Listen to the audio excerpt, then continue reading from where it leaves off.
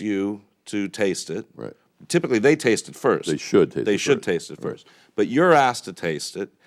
What are the things that you're looking for? Because it seems that you always just taste it. Yeah, it's good. But what should you be liking or not liking, disliking about that particular bottle? Most people can know it'll have a bitter taste if it's bad. And it'll have, first of all, if it's corked, you'll have some corky kind of taste. But it'll have a taste that's lousy, and you'll know it, okay? And you should immediately say, this doesn't taste good, I want another bottle. But, talking about tasting the wine, what about the wine tasters and the wine rankings? Is there a real science to this, and what is their background typically, and what are they looking for? Well, most famous wine experts have studied wine for a long time, but there are many who really haven't, and they just develop their tastes along the way. Not everybody has the nose for it or the taste buds for it, but there are many people who do, and they typically can do a better job than people who just don't have that kind of taste. I mean, I don't know how if you go into a room and smell something different, something's wrong here, you probably have the ability to smell and notice good wines. So they already know, it's in their memory what the wine is supposed to smell like, Exactly. and they can sniff out the differences. Right. And typically, are these people the same people that become judges in these rankings? Hopefully. Oh, that's what you are looking for. So Yeah, I mean, you want a good judge. There are a lot of people who are, you can memorize certain words, and then you just regurgitate those words, and who's going to challenge you? I mean, I was in a recent wine tasting of Sauvignon Blanc from Chile, and some were good and some weren't very good. And there was so much bull flying around about how this one tasted and what it reminded them, and what flower it reminded them, and what shoe it reminded them of. People think it tastes like shoe leather. I don't know why that's good, but that's what people say. Well, here's a question I've always wanted to ask, and I know you, the audience, I'm sure wants to know this. When they say that the wine has a hint of berries, bananas, and figs, it's chewy, or there's a chocolate whisper in the air, what does this all really mean? Well, the truth is, I mean, you're exaggerating to a certain extent because there are people who talk like that, and there are people who write like that, and it is a lot of bull. Okay? There's no doubt it's a lot of bull. However, there are hints of different things. There are hints of tobacco sometimes. There are hints of chocolate. There are definitely hints of flowers. My favorite is a very famous critic who says, I noted a bit of lead pencil. Now, when was the last time you tasted lead pencil and liked it? And he was raving about the wine. I don't get that. That's right. Well, Frank, why don't you give us an example of wine tasting? Take us through that, and what do the tasters look for, and how they go about this whole approach? Let's do it. What are we starting with? We're going to start with the Torrontés. All these wines you can get at Gold, by the way, the Taste of Brazil. The Torrontés is from northern Argentina, which is very high altitude, about 7,000 feet, skiing. And we're going to taste this, and you can smell. Now, tell me the proper way to go about. I mean, there's a smell. Are you supposed to swirl the glass? You can swirl it a little because it gets the flavors out. But let's go fast. We've got 5, and you don't have a lot of time. So this is citrus and all kinds of flowers. It's light, too. And it's light. This is for fish, for sushi, for shrimp. It's wonderful. Lobster. So for the seafood, okay. And it really is round. Now we're going to go to the lightest of the 4 reds. This is a Pinot Noir. This was the lover's wine. This is the lover's wine from Chile. Oh, wait, I should quickly, as I've learned from you. Taste a glass of water, right? A little water just to clear the palate. Okay, so now we're going to drink the lover's Pinot Noir. wine. You should smell some violets in here. We're going to taste it. A completely different aroma that you get than from the white. See, it's subtle. A lot of the wines, Pinot Noir from California, are big grape with alcohol. This is subtle. This is very delicious. Do you compare this to a Cabernet, did you say before? Lighter than Cabernet. Much lighter and wonderful. Very good. Now, again, with this, you're not eating the fish dishes. This is your meats. Right. Chicken. We're going to now go into the three reds. These are big, Pinot Noir is red, obviously, but these are the big reds now. This is the smaller of the big reds because it's a blend of about 6 different grapes, This not is dominated by anything. Partly the Bordeaux. And this is like a Bordeaux wine. It has Merlot, it has Cabernet, it has Carmenere, it's from Chile, and it is organic. Oh, this is the biodynamic. This is organic Okay. and biodynamic wine, which we haven't talked about yet. Now, that's lovely.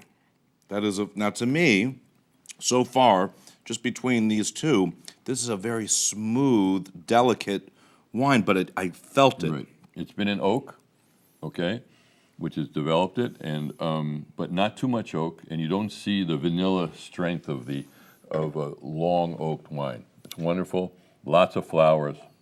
And we didn't touch on price points in the store. This is a So this is a $32 wine. okay. The Torrontes is about a $15 wine, and as is the Montes Alpha Pinot Noir is about a $15 wine. Now, if the I'm Sauvignon Blanc, which we're not going to try, is about a $10 wine, and it's fantastic. We're now going to go. let me say it. Yes. Am I correct in saying we're now moving into the Carmenere? Okay, I was going to do the Malbec first, but we can do the Carmenere I just wanted first. to say Go Carmenere. We ahead. can do Malbec first. Carmenere. You did it perfectly. Okay. All those rehearsals worked.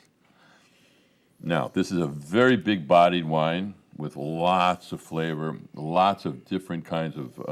Now, do you notice Aromas. when you're smelling that you smell more, or it's a fuller smell to you when you're smelling this as opposed to? Don't you see the difference between this and, for instance, the Yes. Pinot Noir, which is much lighter and subtler?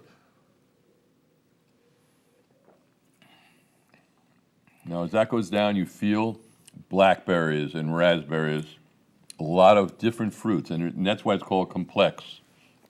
That's why it's complex, because you feel different things, and you also feel a minerality that's a very unusual minerality you do not taste in most California wines, for instance. I will tell you, so far, I really enjoy that Carmenere.